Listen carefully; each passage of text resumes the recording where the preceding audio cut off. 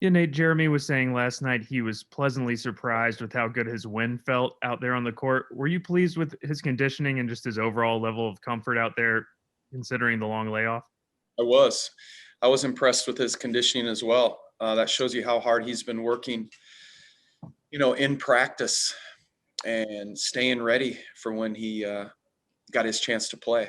And I thought the 19 minutes that he played last night was perfect. I mean, I didn't have a minute restriction on him, but I just felt in my gut that was about enough for him. And his conditioning and the way that he played was good, something to build on.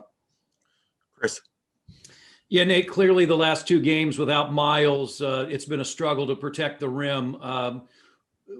I know it's a long season. Adjustments that you think need to be made as you go forward? Sure. Yeah, we showed a lot of film on it today. We've had a couple games like that before. It's not due to lack of effort. I know we've given up last couple games more points than we wanted to. I had Domas out there on the perimeter a lot last night, as you guys saw, being up in coverages and blitzing and switching. We need to get better in our weak side and on our back side, whether that's Myles or whoever it is back there. So it's not just the rim protection on the backside of the defense too. It's how we guard the ball. Our three layers of defense, and it was getting through layer one and layer two, not how we liked it last night. JJ. Another area that I know has been emphasized is rebounding. I'm curious what you've evaluated in that and what maybe could be done to improve the rebounding. Need to get better. Yeah, we just need to continuously get better with that. Rebounding there's a lot of ways to teach it and drill it and talk about it and show film on it. And we gotta attack all of those areas. So it just has to continuously be a focus of what we want to get better at. Our guys are going to get better at it, and you'll see changes on it. Scott. Do you plan to have Myles come back tomorrow night? Yeah, just I can't speak out of turn as usual, but he keeps telling me he isn't waiting. Like, his toughness is off the charts. He wants to be out there. He had a great practice today. We just finished up. He's been extremely tough through this mentally, physically. He knows he'll probably play with a little bit of pain. I'll have more details on that tomorrow, if tomorrow is his day back or if it isn't. But just his overall toughness has been very impressive to me. Any other questions for Coach? Yeah, can I ask one, Wes? Yeah, go ahead.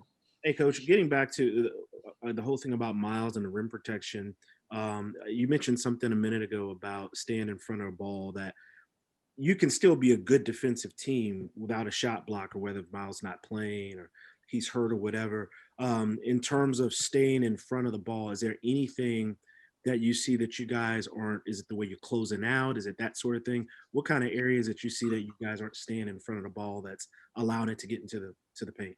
No, I didn't use the term stay in front of the ball, but I love your question. There's different things that we need to do in guarding the ball. We have to be much more aggressive on the ball. When we are aggressive on the ball, we're better.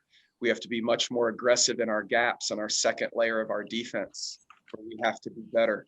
It was getting through phase one and phase two too easily last night. And it starts with us being the aggressor on the ball. We were more passive last night, and that's what led to more paint touches by them. Ashley Neville. Hi, Coach. Myles has been very vocal in terms of talking about being Defensive Player of the Year. And I know that there was a list that Bleacher Report went out, and he wasn't on the top 3 quite yet. What is it going to take for him to get that type of respect that he deserves? Continue to prove it and reprove it every single game. The toughness that you're going to see here very soon of him coming back from this injury is another big step. The way he protects the rim, not only with his shot blocking, but just his presence down there, and team defensively, his impact in the game with our team, not just himself as an individual. All of those things lead towards, getting the respect and the votes and the consideration to be that defensive stud that he is. So he's just got to keep working. It's not going to be handed to him. And he does that. I ask him to do a lot in coverages as well. I ask him to cover a lot of things, and we're playing a number of different defenses. Takes a high level of intelligence to do that, and he has that.